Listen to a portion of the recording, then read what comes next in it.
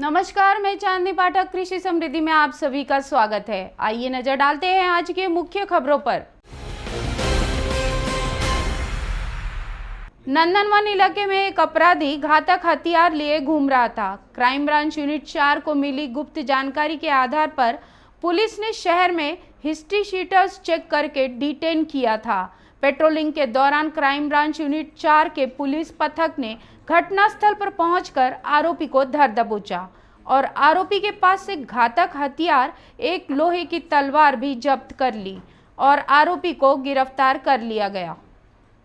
Police ने दी जानकारी के अनुसार क्राइम ब्रांच यूनिट 4 पथक शहर में नए वर्ष के पर्व पर पुलिस आयुक्त के आदेश पर अवैध हथियारों का इस्तेमाल करने वाले आरोपियों की तलाश के लिए पेट्रोलिंग कर रहे हैं। इस पेट्रोलिंग के बीच उन्हें एक आरोपी घातक हथियार लेकर हिरवी नगर नंदनवन इलाके में धूमधाम करने की गुप्त जानकारी मिली। इस जानकारी के आधार पर क्राइम ब्रांच पथक ने घटनास्थल पर पहुंचकर आरोपी को हिरासत में ले लिया। आरोपी ऋषभ महेश साहू हिरवी नगर निवासी इसके पास में घातक हथियार एक लोहे की तलवार जब्त कर आरोपी के खिलाफ नंदनवन पुलिस स्टेशन में आपराधिक मामला दर्ज किया गया। आरोपी के खिलाफ शहर के विभिन्न पुलिस स्टेशन में लूट, मौत की धमकी देना और शराब के कुल 7 मामले दर्ज किए गए हैं और पुलिस इसके खिलाफ उचित कार्रवाई कर रही है। यामध्ये आम्ही नवीन वर्ष निमित्त आणि सक्तीची पेट्रोलिंग करीत असताना एरियामध्ये हिरवी नगर एरिया आहे, त्या एरियात अशी माहिती मिळाली की एक गुंडा आहे तो प्राणघातक शस्त्रासह वावरतोय सार्वजनिक ठिकाणी। तर या माहितीची आम्ही खात्री केली आणि आम्ही आमच्या टीमसह त्या ठिकाणी पोहोचलो आणि त्या ठिकाणी सापळा रचून त्याला मोठ्या सीताबीने पकडलं। त्यांनी पळण्याचा प्रयत्न केला, परंतु आम्ही त्याला ताब्यात घेतलं। ताब्यात घेऊन युनिट ऑफिसला आणून त्याची पूर्ण चौकशी केली। त्यामध्ये त्याच्यावर 7 विविध प्रकारचे गुन्हे नागपूर शहरामध्ये दाखल आहेत। तो रेकॉर्डवरचा आरोपी आहे। त्याच्याजवळ एवढं प्राणघातक शस्त्र म्हणजे तलवार होती आणि त्या तलवारीमुळे तो कुणाच्या त्यावेळेला काही पण हल्ला करू शकला असता। त्यामुळे ती एक घटना टळली। त्याला आम्ही ताब्यात घेतलं, त्याच्यावर आरनाटप्रमाणे कारवाई केली आणि यामध्ये याला पुढील कारवाईस्तव आम्ही पुलिस नंदन यांच्याकडे हँडओव्हर करतोय। लोकेश मोहिते, कृषि समृद्धि। राज्य में कोरोना टीकाकरण की तैयारियों को परखने के लिए शनिवार को महाराष्ट्र के 4 जिलों में टीकाकरण का पूर्वाभ्यास किया गया। टीकाकरण का पूर्वाभ्यास नागपुर, जालना, पुणे और नंदुरबार जिलों में बनाए गए स्वास्थ्य केंद्रों पर किया गया।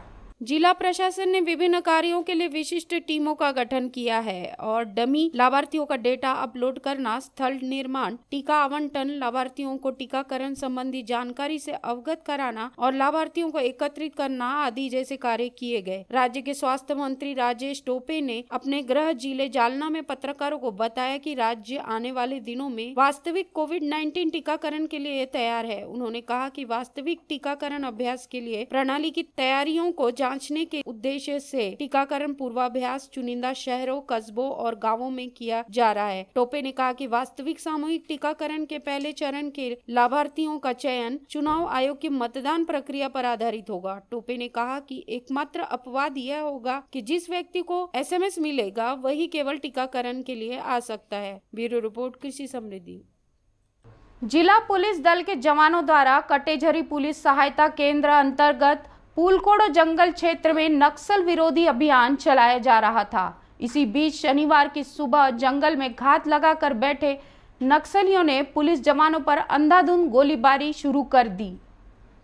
पुलिस जवानों ने भी नक्सलियों की दिशा में गोलियां चलाई। पुलिस का बढ़ता दबाव देखकर नक्सली जंगल में फरार हो गए। मुठभेड़ में किसी भी तरह की जीवित हानि नहीं हुई है। इसकी पुष्टि जिला पुलिस अधीक्षक अंकित गोयल ने की है। ब्यूरो रिपोर्ट, कृषि समृद्धि। उमरेड करांडला परिसर में एक बाघिन अपने 3 शावकों के साथ मृत मिली। इससे पूरे वन में खलबली मच गई। बाघिन जिस जगह मरी मिली है वहां कुछ ही दूरी पर मरा हुआ मवेशी भी मिला। उसका आधा हिस्सा कोई जानवर खा गया था। आशंका जताई जा रही है कि मवेशी का मांस खाने के बाद बाघिन की मौत हुई। दरअसल कई मवेशी मालिक मरे हुए मवेशी के ऊपर जहर डाल देते हैं ताकि जंगली जानवर खाकर मर जाए। करांडला निवासी मवेशी मालिक दिवाकर नागोकर को हिरासत में लेकर पूछताछ की जा रही है। बाघिन का शव थाना तालाब के पास मिला। यहाँ से कृषि क्षेत्र नजदीक है। जानकारी के माने तो कोई बाघ किसी भी जीव का शिकार करने पर उसे एक बार में नहीं खाता, कुछ दिनों तक थोड़ा थोड़ा करके खाता है। आशंका जताई जा रही कि मवेशी मालिक ने बदले की भावना से मवेशी के शव पर जहर डाल दिया होगा। कई बार कुछ मवेशी मालिक बदला लेने के इरादे से मवेशियों के शव पर जहर का छिड़काव कर देते हैं। इससे बाघ की मौत हो जाती है। मवेशी मालिक से पूछताछ जारी है। ब्यूरो रिपोर्ट, कृषि समृद्धि। औरंगाबाद शहर का नाम बदलने को लेकर शुरू हुई बयानबाजी में अब कांग्रेस के असंतुष्ट नेता पूर्व सांसद संजय निरुपम भी कूद पड़े हैं। निरुपम ने कहा कि महाराष्ट्र की 3 दलों की सरकार न्यूनतम साझा कार्यक्रम पर चल रही है। यदि शिवसेना ने औरंगाबाद के नामांतरण को लेकर जिद की तो यह सरकार खतरे में पड़ सकती है।